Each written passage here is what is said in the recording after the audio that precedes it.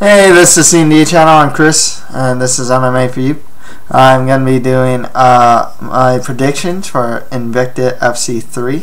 It's going to happen this Saturday on October 6th, and it's going to be on the Invicta website at www.invictafc.com.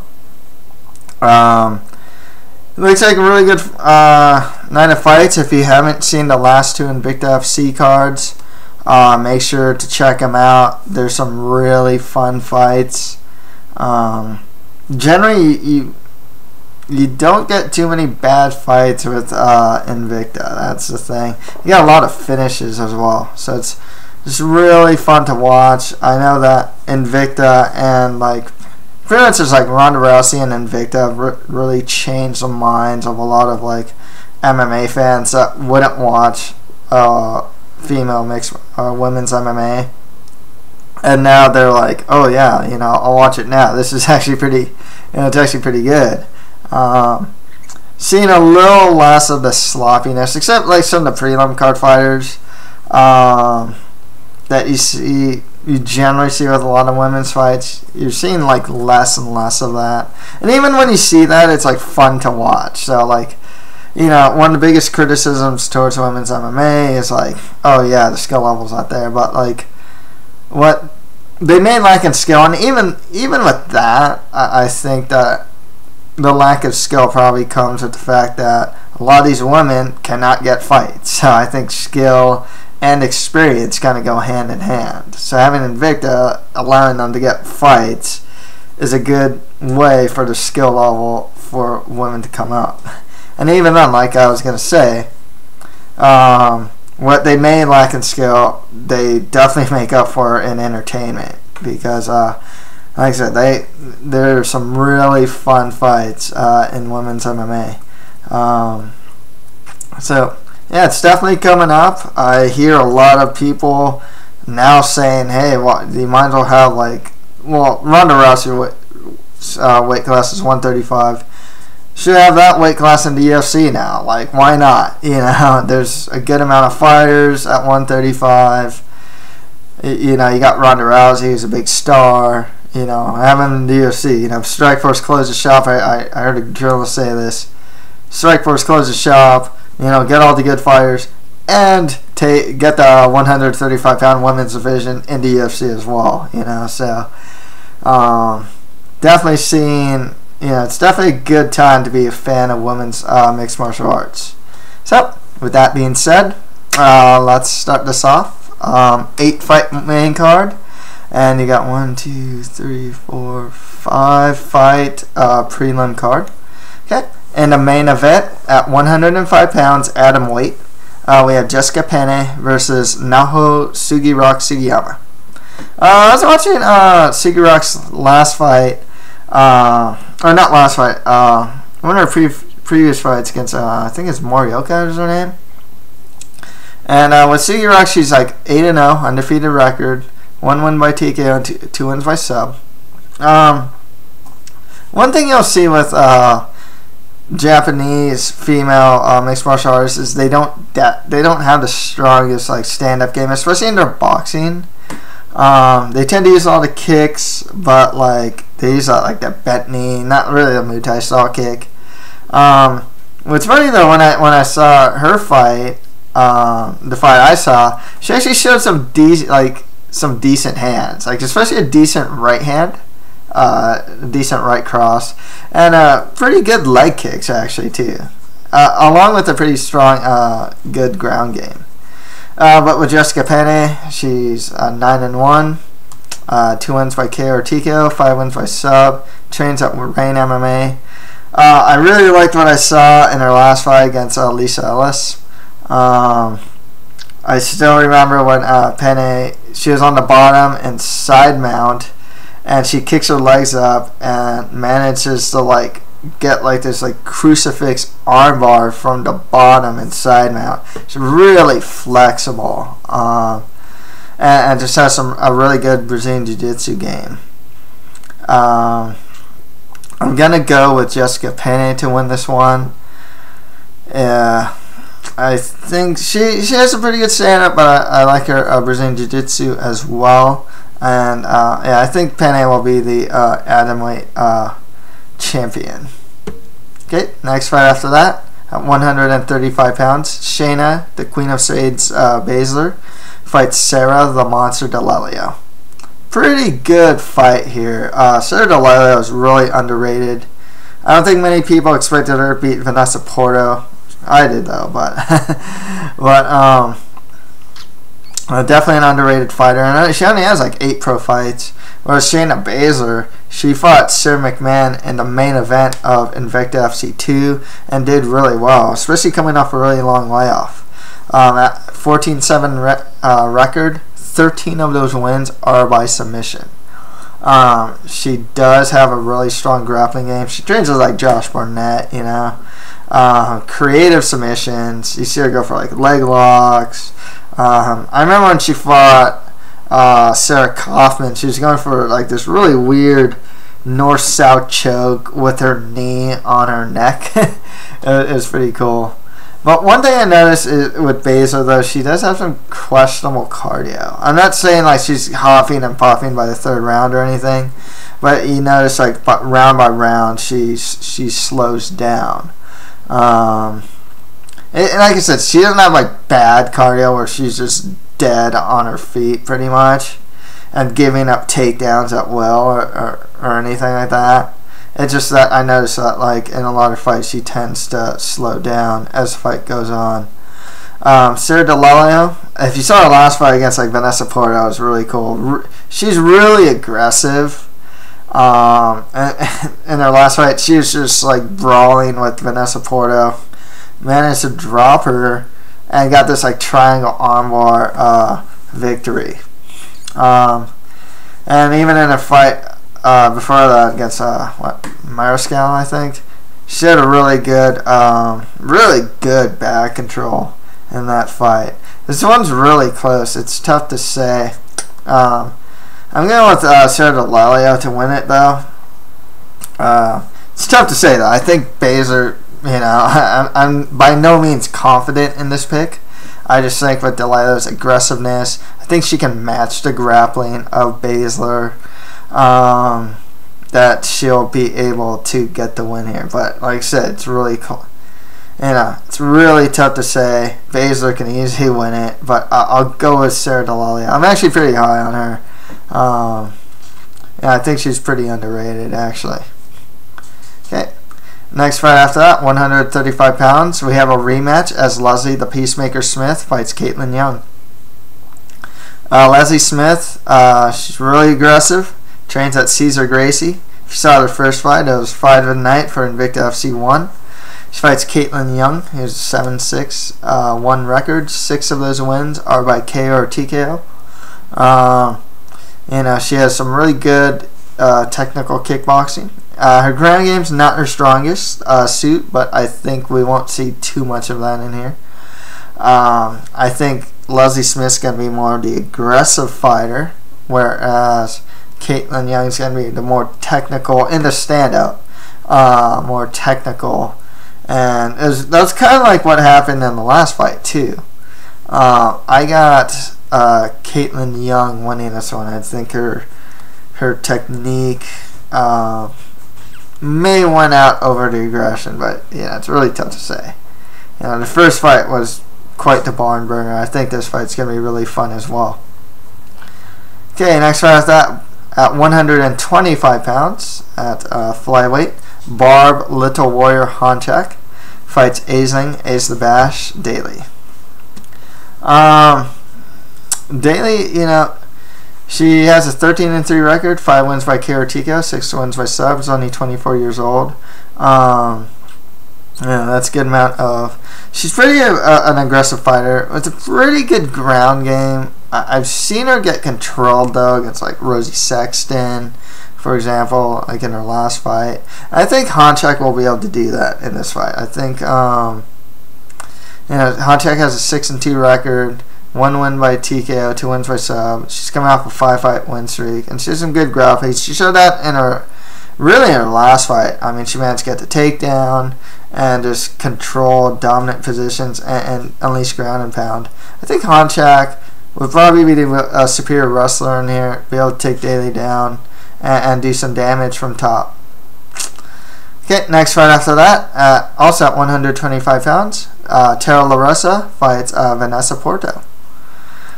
This is a pretty interesting fight. LaRosa has a 21-2 record, 3 wins by KO or TKO, 12 wins by sub. She has really strong Brazilian Jiu-Jitsu and is very tough in general. She's one of the consensus top female fighters out there right now, and the consensus number one 125-pound female fighter. She's really a veteran. I think she trains at Philadelphia Fight Factory with like Eddie Alvarez and the others that train there. Vanessa Porto's been around the block though. 14-5 record, 3 wins by KO or TKO, 10 wins by sub. Only 28 years old. She does have a really good Brazilian Jiu-Jitsu game. I think with the experience of LaRosa and just overall toughness of her, I think that LaRosa will get the win here. Okay, next fight after that, 135 pounds. We have Cat Alpha Zingano versus Raquel Rocky Pennington. Pennington looked pretty good in her last fight in Invicta. If I'm not mistaken, I think she fought Sarah Moore. So I'm not. Geez, I should have checked actually who she fought last. But you know, with Cat Alpha Zingano, 6-0 undefeated record. Her last 3 fights have been KOs or TKOs. She does have a strong Brazilian Jiu-Jitsu game, and she's actually an All-American wrestler. And with that, she's just recently signed to Strikeforce, but the card got canceled. She's supposed to fight Amanda Nunes. You know, she's definitely pretty much like a top 135-pound fighter. And I expect Cat Zingano to get the win here.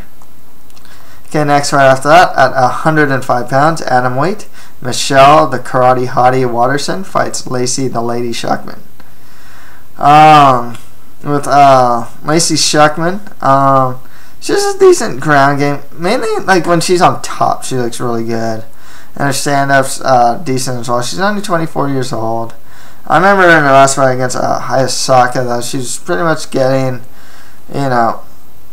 controlled from top control, and then she eventually got submitted. With Michelle Waterson, 9-3 record, 2 wins by KO or TKO, 6 wins by sub. She's only 26. She was coming off a pretty long layoff until she had a fight pretty recently, got the ring rust off. She's coming off a 3-fight win streak and trains at Jackson Winklejohn's. With that type, you know, we're training in that gym. I've also seen some of her fights. I remember one fight where she did like a flying armbar. That was pretty cool. She does have some pretty good aggressive stand-up. I'll go with Michelle Waterson to win that one. Again, the final fight of the main card at 145 pounds, featherweight. Julia, the Jewel Bud, fights Danielle, the Honey Badger West. Julia Budd was originally supposed to fight Elena Beef Maxwell, but Maxwell had to pull out, so West is filling in on short notice. She's pretty much fought all around the world, 35 years old. She's really good in the scramble, some decent stand-up as well. But one thing about Julia Budd is that she has some good kickboxing, and her grappling has really improved a lot, actually. She's been taken down at Esau against like Jermaine de Rondami, her last fight against Elena Nelson. Her offensive grappling game is getting good. Wouldn't surprise me if she goes for a takedown and tries some ground and pound, or she might be able to just beat West on the feet as well. So I got to go with Julia Budd to win this one. On to the prelim card at 115 pounds, strawweight. Carla Esparza fights Lynn Lights Out Alvarez. With Alvarez, she does have some good stand-up. She has a 5-2 record, 1 TKO and 4 subs, 27 years old. With Carla Esparza, 7-2 record, Only 24 years old, 2-fight win streak. Trains at Team Oyama. She does have some strong wrestling and some good top control. And a good, pretty good Brazilian Jiu-Jitsu game as well. I gotta go with Carla Esparza. I think she can use her wrestling, especially to get the fight to the ground, get top control, and do some work there. Okay, next fight after that, also at strawweight, 115 pounds, we have Ashley Smashley Cummins versus Joan Calderwood. Both these fighters are 3-0. They have 3-0 undefeated records as pros. Calderwood has a Muay Thai base, actually. 2 of her wins are by KO or TKO. But Ashley Cummins is actually someone I'm really impressed with, and I think she's one of the top female prospects out there. I know she's a police officer when she's not fighting, but outside of that, she's 25 years old, really well-rounded. Just solid boxing, good wrestling, good Brazilian Jiu-Jitsu, and she really is a very well-rounded fighter. She had a really good amateur record as well. One thing that also really impresses me with Cummins is that she has really good composure. If you saw her fight against like Sofia Bagardai, you can see it all. You know, good boxing. You saw her wrestling game. You saw her jiu-jitsu game. I mean, it's all there. She's a really solid fighter, and I think Ashley Cummins will get the win here. Okay, next fight after that, at 105 pounds at atomweight, Amy Lil Dynamite Davis fights Stephanie Makina Fausto. She's the sister of Zala Gurgel. With Fausto, she has a 3-win, 4-loss record. 2 of her wins by KO or TKO, 1 win by sub. She's only 22 and she trains at Team Gurgel. But with Amy Davis, she's 37 years old, but she has some good kickboxing. And an improving grappling game. If you saw her fight against Nick Daly, Rivera Kalanick, I mean, she won her fight by like a Kimura, you know. So her grappling game is definitely improving as well. So I got to go with Amy Davis to win this one. Okay, next fight after that, at 135 pounds at bantamweight, Jasmine the Gun Duke fights Marcia Black Widow Allen. Very interesting prospects here. Both of them, as pros, are 1-0, undefeated pro records. Duke has a 5-2 amateur record, whereas Allen has a 5-3 amateur record. Physically, Duke is really tall and lanky. If you saw her fight against like Susie Montero, she really used that. She has really good reach and used that reach, especially in the Muay Thai clinch. I mean, she was just doing some pretty devastating knees to Montero and just really didn't let her breathe at all. She'd get top control and just start pounding her a lot of times. With Marcia Allen, one thing about her, she's 30 years old. She's pretty athletic. What I saw from her on some YouTube videos. She had some pretty good straight punches, and she's pretty big for the weight class, actually. So I've actually been kind of back and forth with this fight, because Duke was really impressive in her last fight against Montero, but I think Marcia Allen, you know, she's just pretty athletic. She might be able to. It's tough to say because Jasmine Duke, she really bullied her last opponent. And this fight, I think with Marcia Allen's size, she might be able to bully Jasmine Duke, especially like against a cage.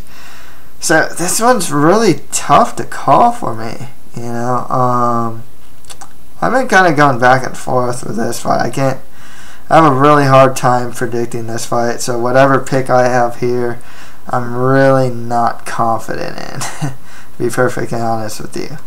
I'm going to go with Marcia Allen to win this one. It's their athleticism. I think she'll be able to win this one. Okay, next fight after that, at 115 pounds, we have Tessia, the Tiny Tornado Torres, versus Kiana Rain. Both of these fighters are making their pro debuts, if I'm not mistaken. So it's kind of one thing with Tessia Torres is that she's, as an amateur, she has a 7-0 undefeated record. She's 23 and trains on American Top Team. With Kiana Rain, she trains at King's MMA / I think Fabricia Verdum's fight team. With Rain, she's really aggressive. She has some pretty decent stand-ups and good kicks. She can get kind of wild with her hands, and some decent offensive takedown ability. This could be pretty tough for Torres. One thing about Torres is that she has like a Muay Thai base. She has some strong kicks, good knees. Not the greatest on the ground though, so that's why I'm kind of worried. So I am picking Tessia Torres to win this one. She has some really strong kicks. For one thing, I think she'll be able to utilize that against Rain. And just some pretty solid stand-up. So I'll go Tessia Torres to win this one. And finally, at 145 pounds, we have Kaitlin Malangahu versus Edion India Gomez. Gomez, she's on 2-fight win streak, 8-2 record, 1 TKO, 6 subs, trains on American Top Team. But Malangahu, 2-0 undefeated record, 3-0 undefeated as an amateur. All wins, pro and amateur, are by KO or TKO. She trains at Extreme Couture and has never been past the second round. With that in her resume, I just gotta go with Kaitlin Malangahu to win this one. Okay, and that's pretty much it for my predictions for InvictaFC 3. Some really good night. Looks like it'll be another good night of fights, so I greatly encourage anyone who watches this video to watch these fights. They'll be on the www.invictafc.com website. And yeah, and if you have any comments, just leave them below. And that's it for MMA for you. Thank you guys very much.